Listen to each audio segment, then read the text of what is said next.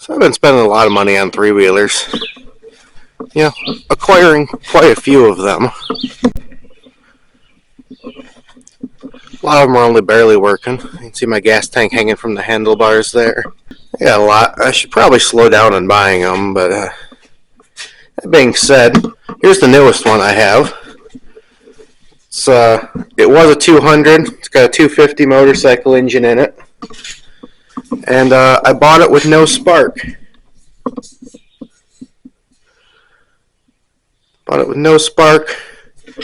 Cranks over just fine, and that's about as far as I've gotten. And the rest we're going to learn together.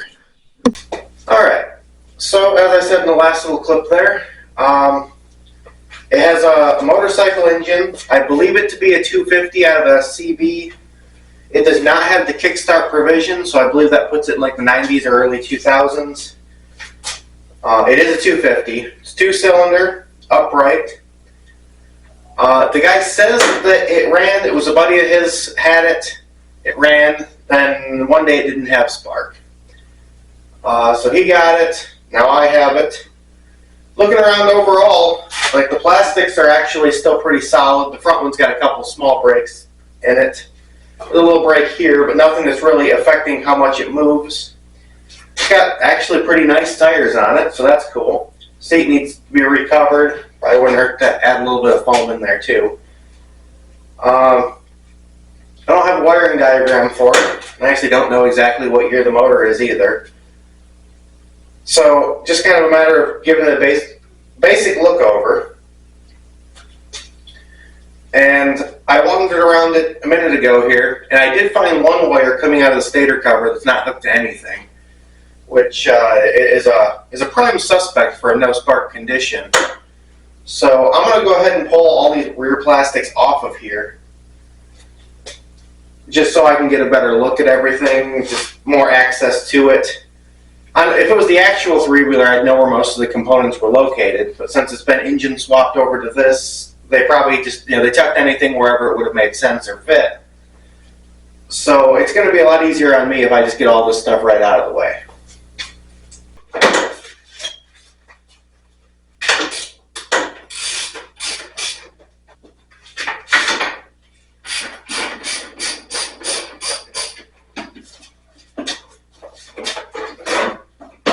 There's one side.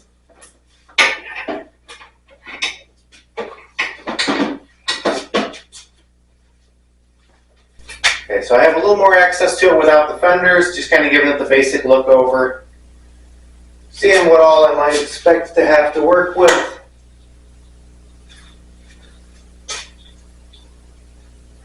And I did just find the other half of that broken wire I found over there.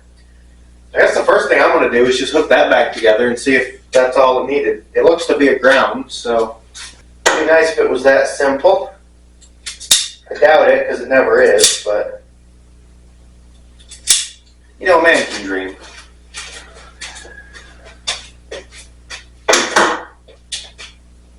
Kind of run it over here temporarily. And I put my bolt back in up here, because that's a ground.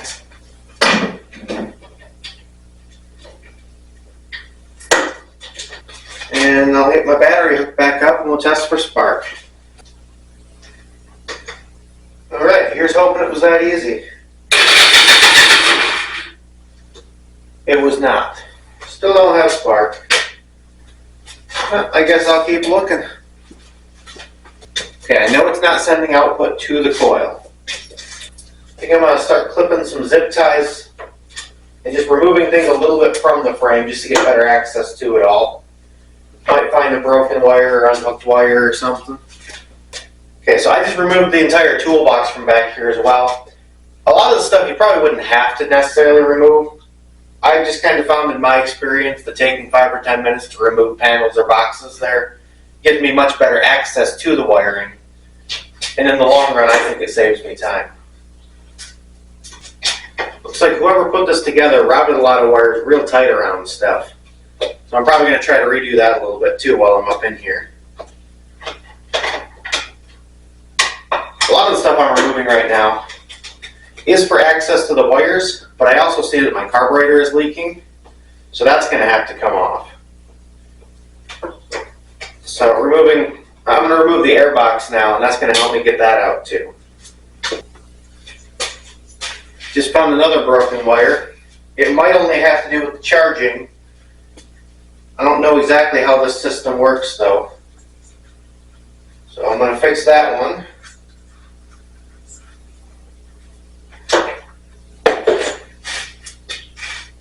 Got a lot of corrosion here, even after I stripped the wire.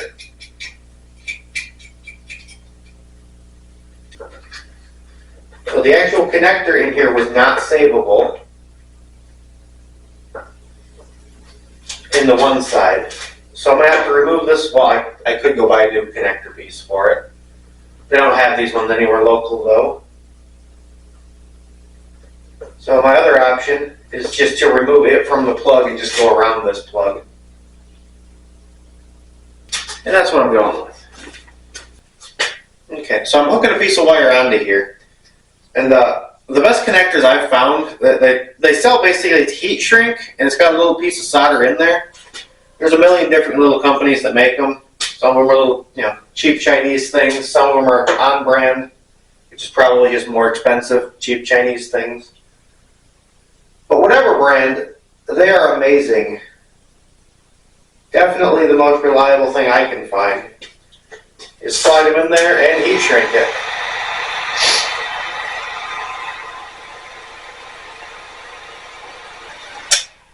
You can visibly see the solder melt in there. You do have to make sure that it does, because the heat shrink will melt before the solder. And you gotta wait for it to cool a little bit so the solder re-hardens. And then that's a nice reliable connection. It's watertight.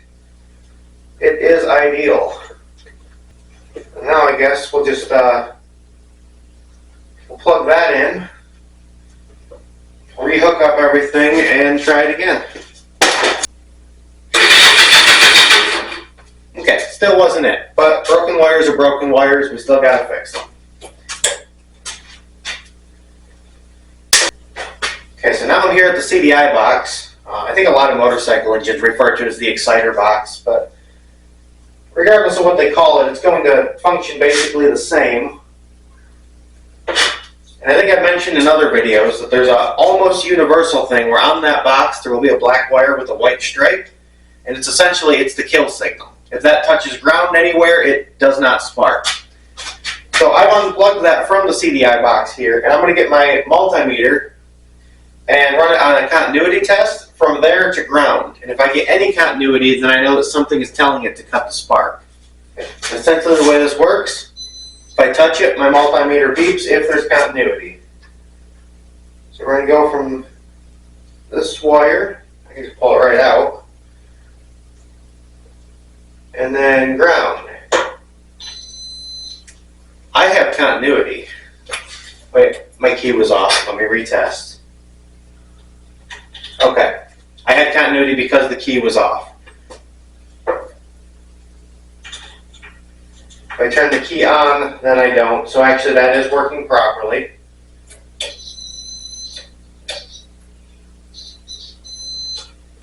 Okay, so nothing is giving it the signal to shut off. Okay, so at this point, the wires all appear to be good.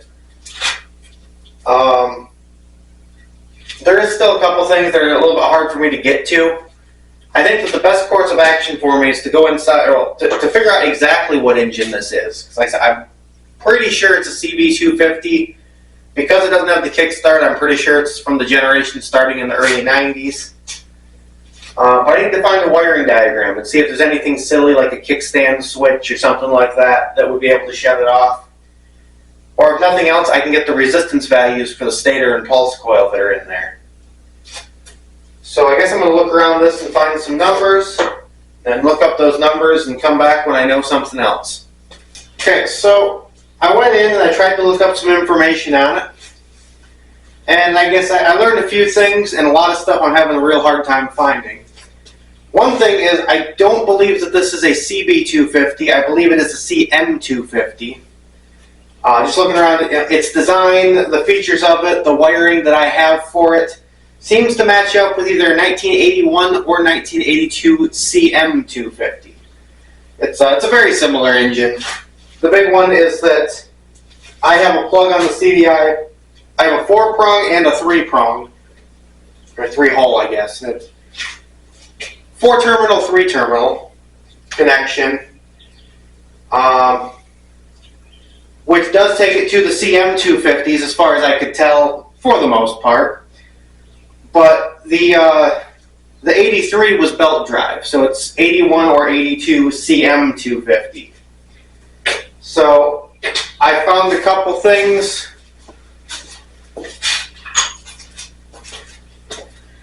I found so little information that it can fit on this piece of paper.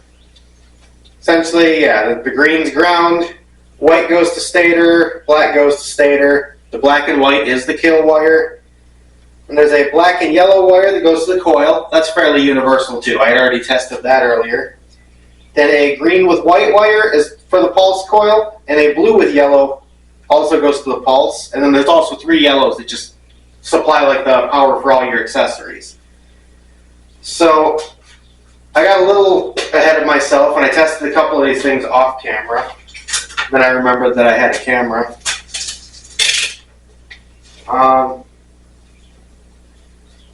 But ultimately, green is a ground. So if I do this, touch it to the green, touch the ground, I have a beep, so that's a good one there. Then I could not find resistance values for the stator and for the pulse coil as far as testing those go. So I'm kind of limited. I really do need to find those to get any accurate diagnostics done. But I can't. So that being the case, I'm just going to put this to read resistance. I'm just going to test them and see what they say anyways. The green with white and blue with yellow are my pulse coil. So that would be right there, right there.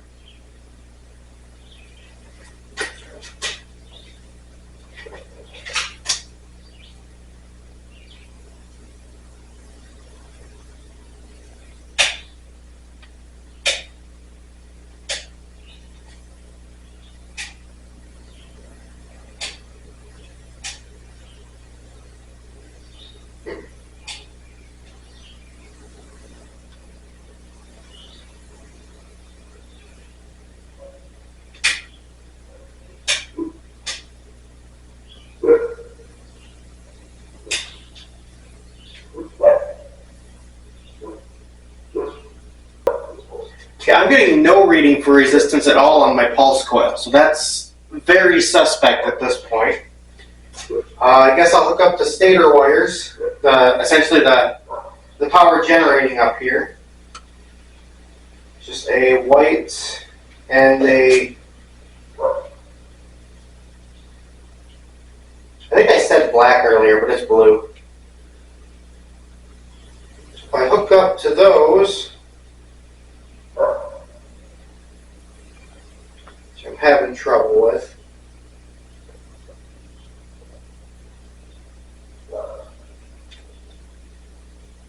let's see. I have 83 ohms of resistance. I don't know if that's right because I can't find the service information for it, but I have resistance. Now there's another unofficial test that you can run. Essentially, so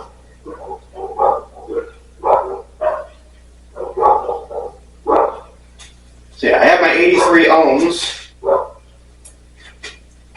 And then if I crank the engine, that'll probably kind of fluctuate a little bit. So I'm going to do that.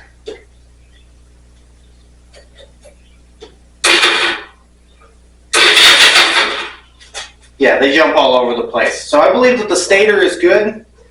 That pulse coil, though, might not be. So I'm going to check on that a little bit now.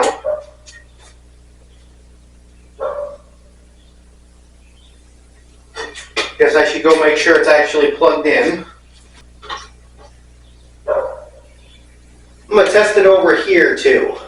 Just a little bit closer, because I could very well just have a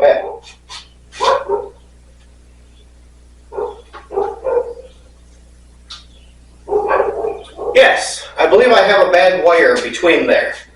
At the connector on this side, I have ohms. Over on this side, I do not have ohms. So we might just have a poor connection. So I'm going to clean all that stuff up, check for damage, and react accordingly. Okay, so I cleaned that up a little bit. I don't see any obvious damage to the wires. It was a little bit corroded, so I just kind of scraped it all clean, made sure that they were plugged in securely, and now I'm going to test it again for resistance. Now I have resistance there. So that poor connection was probably our issue. So I'm going to get everything hooked back up and check for spark. Okay. I don't know if I explained it any other time in this video. I know I've said it in a couple of the others. But the job there is that the stator generates electricity for the ignition system to use, and then the pulse coil reads a certain spot on the flywheel so that it pretty much pinpoints where the engine is. And then the CDI box can use that information to know when to actually fire. So it was getting the voltage it would need to do its job, but without that connection, it doesn't know when to spark, so it just doesn't.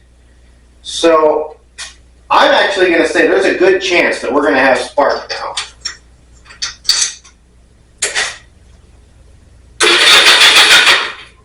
We have spark.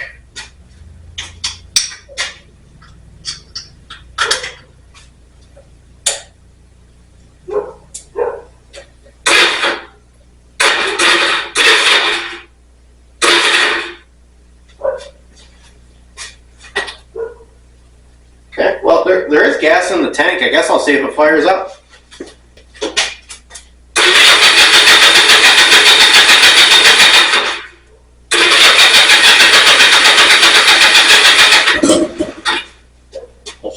Oh, we getting somewhere now. I should probably get all this stuff off the exhaust.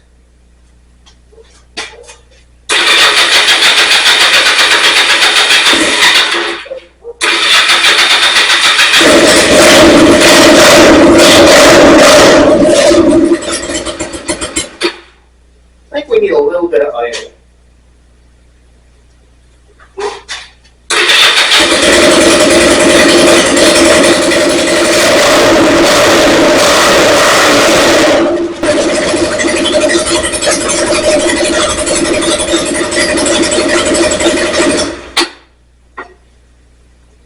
Alright, so we got our spark figured out. It was just a poor connection from the pulse generator, from the pulse coil. So I took a whole bunch of stuff out of here earlier just to get access to where I needed. So I'm going to reroute these a little bit more neatly now. I'm not going to bother putting that on the camera. I'm just going to route them everywhere where they're not stretched or anything like that. Keep them away from everything hot. I'll put the air box back in. I'll bring you back when it's time to ride it.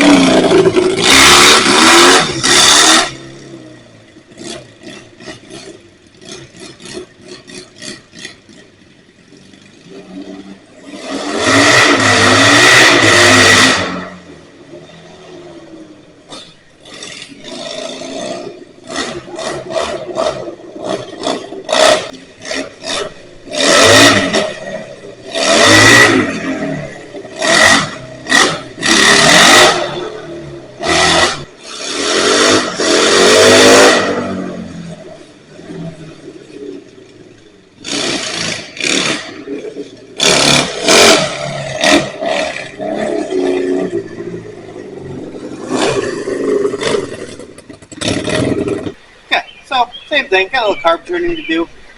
I probably won't make another video for it. The biggest problem is it is actually leaking a little bit of gas right out the accelerator pump.